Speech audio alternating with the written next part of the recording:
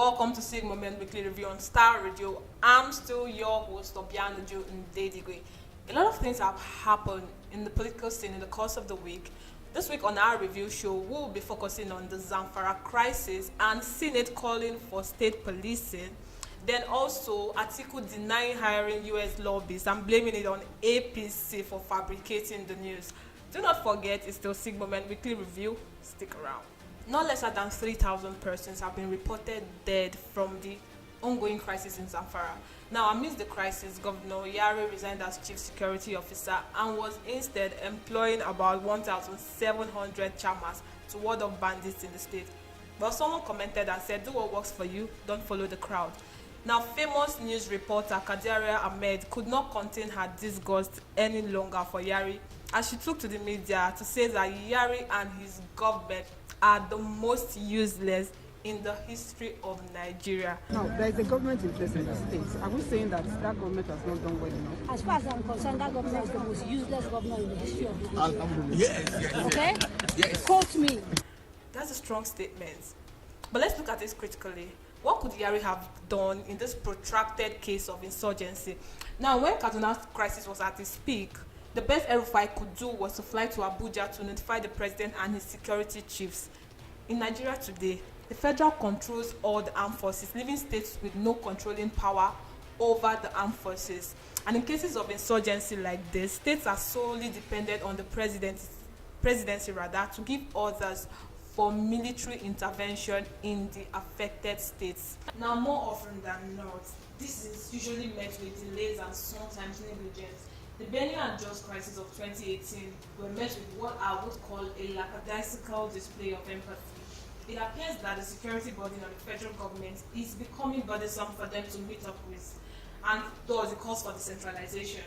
Let us have state and local policing. That is what a number of Nigerians have been demanding. Recent occurrences would tell us now more than ever that Nigeria needs to set politics aside and decide on the best approach for its security matters. I'm glad that Senate brought it up again in their plenary on Wednesday. Whatever other approaches we employ to tackle the security situations on ground will only be temporary and sometimes ineffective measures. The Senate resolved to set aside 10 billion naira in the 2019 budget as intervention fund to address the problem of insecurity in Zamfara state, and then cater for the internally displaced persons who have been affected by the activities of these armed bandits. This is good and it is very well applaudable. Now the problem is, how long do we intend to keep such measures in place? Would it not be another means of fund mismanagement? And before we know it, nobody hears anything about the said funds again. I'd rather we invested such funds in empowering states to have autonomy over their own police. That is a more lasting solution if you ask me. What do you think? Send your comments below in the comment section and let's talk. So up next, we'll be talking about Atiku hiring US lobbyists, and then he coming out again to deny that did not come from his office and then blames it on APC for fabricating the news. We heard that Atiku hired US lobbyists to assist Buhari, paying the sum of $30,000. That is a whopping 10.8 million naira. But Atiku has debunked the news and called it fake, then blaming it on his greatest nightmare opposition party, APC, saying that they only want to tarnish his image with lies and ride on those lies to stardom. Atiku is not relenting on his case against Buhari, in which he claims that the result of the just concluded elections were falsified to favor the All Progressive Congress candidate Buhari.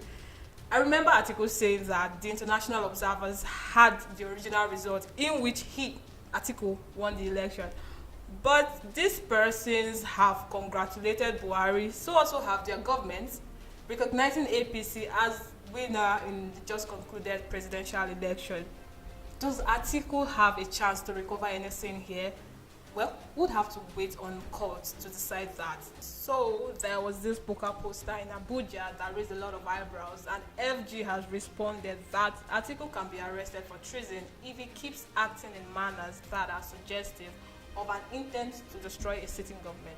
Now, Pukka in Hindi means authentic, genuine, sure, solid, excellent. There's a poster of Atiku Abubakar saying, he's the real G, he's the real guy, and all and all.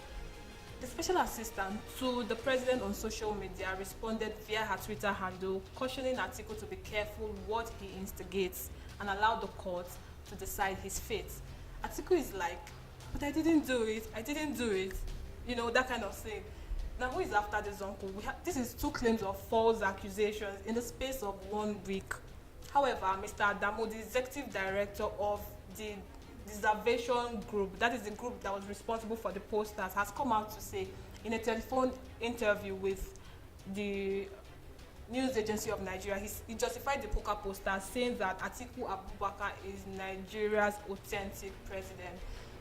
But then people should not take laws into their hands. This case is already in court, and the court has the right to decide the fate of any individual after elections.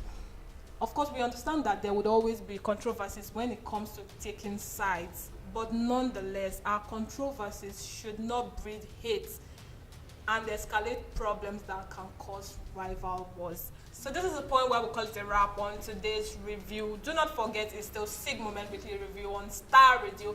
Follow us on our social media platforms at SIG-MOMENT on Instagram, at SIG_moment on Twitter. And then let's chat, let's talk, let's discuss matters arising in Nigeria politics. Until I see you next week, it's still SIG-MOMENT and I'm out of here.